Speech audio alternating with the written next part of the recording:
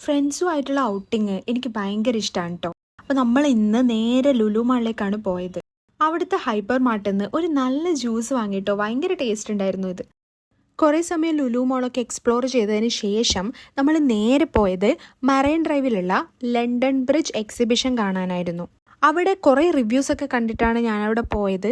പക്ഷേ എനിക്ക് അവിടെ വലുതായിട്ടൊന്നും ഭയങ്കരമായിട്ടുണ്ടെന്നൊന്നും തോന്നിയില്ല കേട്ടോ. നമ്മളവിടെ പോയ സമയത്ത് ഭയങ്കര ക്രൗഡായിരുന്നു. ക്രൗഡ് എന്ന് പറഞ്ഞാൽ നിങ്ങൾക്കിപ്പോൾ കാണാൻ പറ്റും.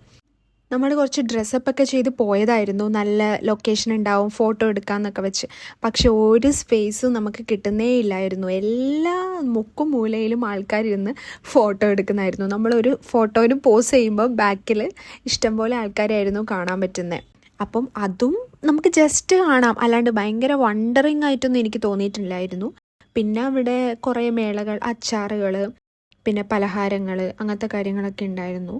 പിന്നെ അത് കഴിഞ്ഞ് പിന്നെ എക്സിബിഷന് സാധാരണ ഉണ്ടാകുന്ന റൈഡ്സ് ഒക്കെ ഉണ്ടായിരുന്നു. റൈഡിലെങ്കിലും കയറാമെന്ന് വിചാരിച്ചു, പക്ഷെ അവർ ജീപ്പേ എടുക്കുന്നില്ലായിരുന്നു, ക്യാഷ് വേണം പോലും. അപ്പോൾ അതും പറ്റിയില്ല.